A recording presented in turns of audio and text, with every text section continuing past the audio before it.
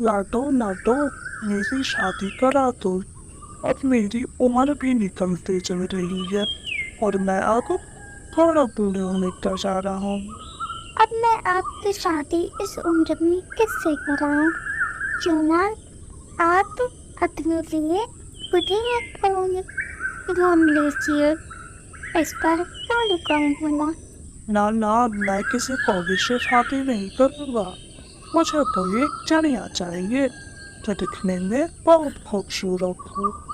और मैं उसी से शादी करूंगा। इस पर लाडो बोली, ठीक है मैं कुछ करती हूँ और मैं अपने दोस्तों से ये बात कहूंगी। इतना कहकर लाडो चिड़िया नदी किनारे पानी पीने चली जाती है। तभी थोड़ी देर बाद सुंदरी चिड़िया भी वहां पर पानी पीने आती है और कहती है, लाडो बहुत दिन बाद तुमसे मुलाकात हुई, तुम कहाँ थी? इस पर लाडो बोली, मैं तुम्हें क्या बताऊं बहन, हमारे जंगल में एक कालू कौवा है, उसकी शादी करानी है और हम उसके लिए एक जवान ढूंढ रहे हैं, लेकिन बाप दूल्हा भी हो चुका है। यह सुनकर सुंदरी चिड़िया बोली, तुम चिंता ना करो, मेरी एक मौसी है जिसका नाम रानी है, उन्हें भी शादी करनी है, तो मैं हम इन दोनों की शादी करा देते हैं, जिससे कि हमारी दोस्ती और गहरी हो जाएगी। और अब लाडो भी खुश हो जाती है। सुंदरी बोली, चलो तुम मेरी रानी मौसी से मिल लो।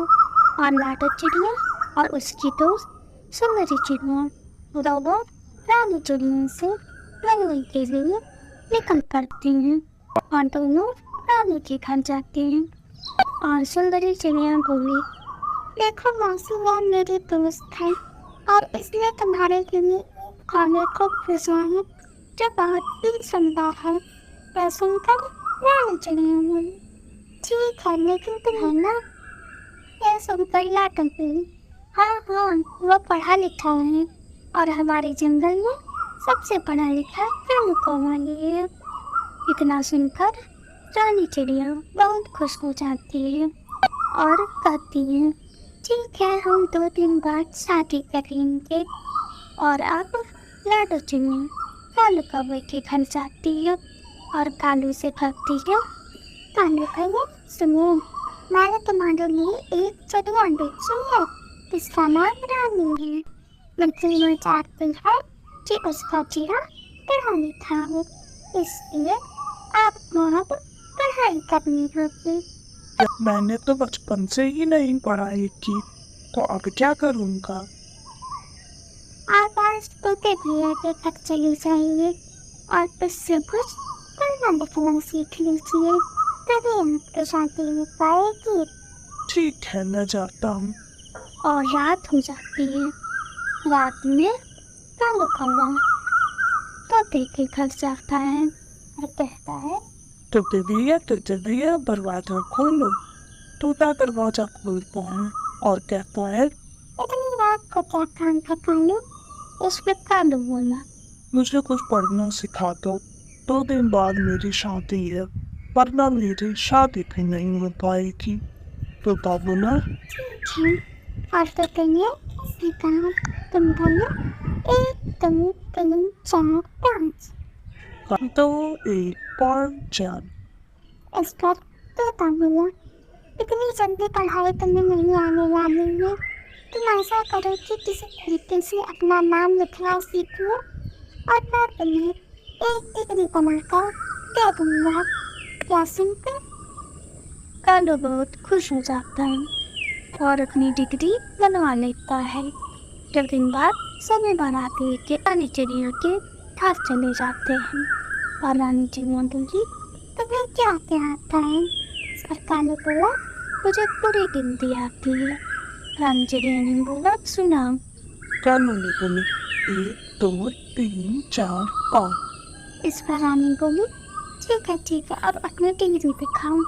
लाडो तुरंत उसे उसकी डिग्री देती है और कहती है, जो भी डिग्री है। इस पर रानी चिड़िया बोली, क्या नकली डिग्री तो नहीं है? कालू बोला, नहीं नहीं, ये हमारे गांव के तोते ने बना करती है। और इस पर लाडो बनी। अगर आपको भरोसा नहीं है तो हम तोते को बुला लेते हैं और वहाँ पर तोते को बुलाया जाता है। जब तोता आता है तो कहता है, अरे ये तो वही चिड़िया है जैसे मैंने अभी 3 दिन पहले इस टिकरी बना कर दी है। बोली नकली, ये यहाँ क्या कर रही है? इस पर लाडो बोली, इसी चिड़िया से हमारे कालू की शादी होने वाली है। यह सुनकर सभी हंसने लगते हैं और दोनों चिड़िया मिल जाती है और दोनों शादी कर सकते हैं। नवरात्रि का समय चल रहा था, जिससे कि जंगल में सभी पक्षी बहुत खुश थे। सुबह के समय लाडो की माँ सुंदरी चिड़िया दुर्गा जी की पूजा कर रही थी।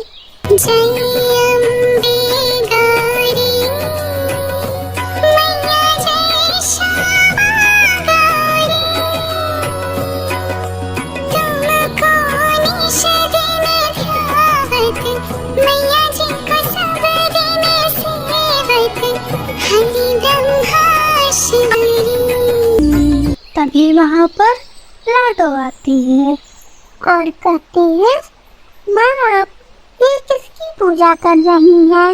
ये कौन है?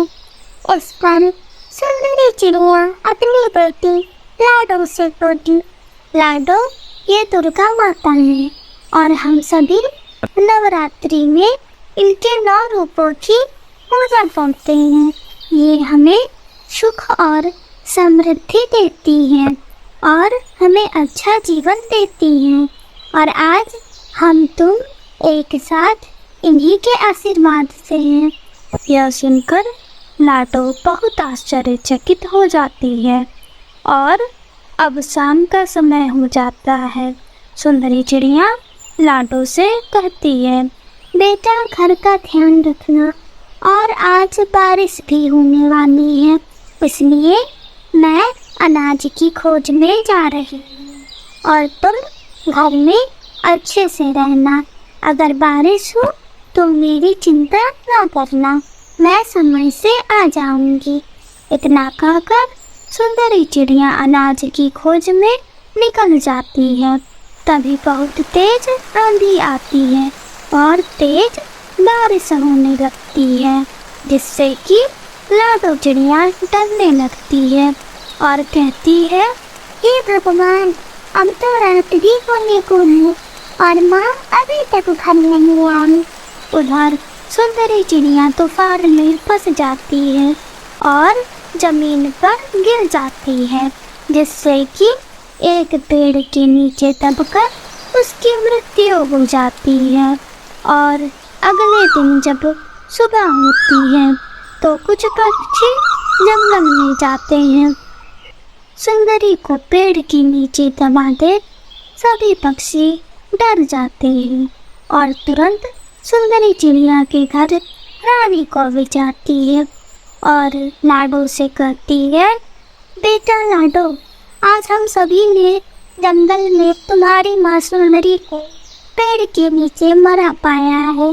लगता है कल वो आंधी में दबकर मर गई।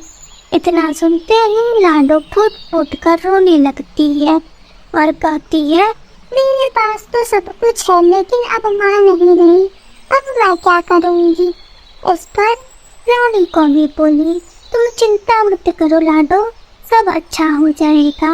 और लाडो कहती है कि क्या आप हमारे साथ अब रह सकते हैं? इतना सुनकर रानी को भी बोली, ठीक है, मैं कालू से बात कर कर तुम्हें बताऊंगी। और वह घर पर जाती है और कालू से कहती है, सुनो कालू, आज लाडो के घर गई थी तो लाडो कहने लगी कि आप लोग मेरे ही घर आ जाइए, अब बताओ हम क्या करें? इतना सुनकर कालू बोला, अरे वो तो बहुत अमीर है, हाँ हाँ हम उसके घर चलेंगे और वहीं रहेंगे ठाट से। सभी अपना सामान लेकर उसके घर आ जाते हैं। और जब अगले दिन सुबह होती है तो रानी को भी लाडो से बोली, अरे लाडो, यहाँ बैठी बैठी क्या कर रही हो? जाओ जंगल से लकड़ी लेकर आओ अभी तो कुछ खाने को तुम्हें मिलेगा। बेचारी लाडो चुपचाप जंगल में लकड़ी की तलाश के लिए निकल पड़ती है और यह इकट्ठा करने लगती है। तभी तेज रोशनी उसकी आंखों पर पड़ती है और वहाँ पर साक्षात दुर्गा प्रकट हो जाती हैं। यह देखकर लाडो भयभीत हो जाती है, तो वह देखती है साक्षात दुर्गा माता उसके सामने है और दुर्गा माता लाडो से कहती है, लाडो कल दुर्गाष्टमी है और कल के दिन तुम जंगल के छोटे पक्षियों को खाना खिलाना। उन 9 पक्षी को तुम जैसे ही खाना खिला दोगी वैसे ही तुम्हारी माँ जीवित हो जाएगी और तुम जंगल में सभी पक्षियों के साथ मेरी भव्य आरती करना। आरती करते समय तुम्हें तुम्हारी माँ मिल जाएगी। लाडो घर जाती है और सभी जंगल के छोटे छोटे बच्चों को खाना खिलाती है और उनके आशीर्वाद लेती है। फिर सभी पक्षी आपस में मिलकर दुर्गा जी की पूजा करने लगते हैं।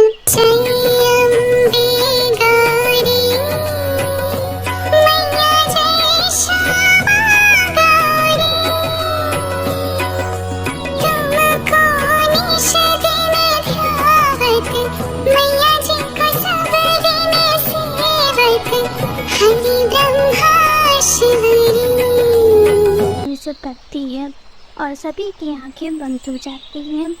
फिर उसके बाद वहाँ पर लाडो चिड़िया की माँ सुंदरी प्रकट हो जाती है। यह देखते ही लाडो को भरोसा हो जाता है और वह अपनी माँ के पास चली जाती है और उसे सारी बात बताती है।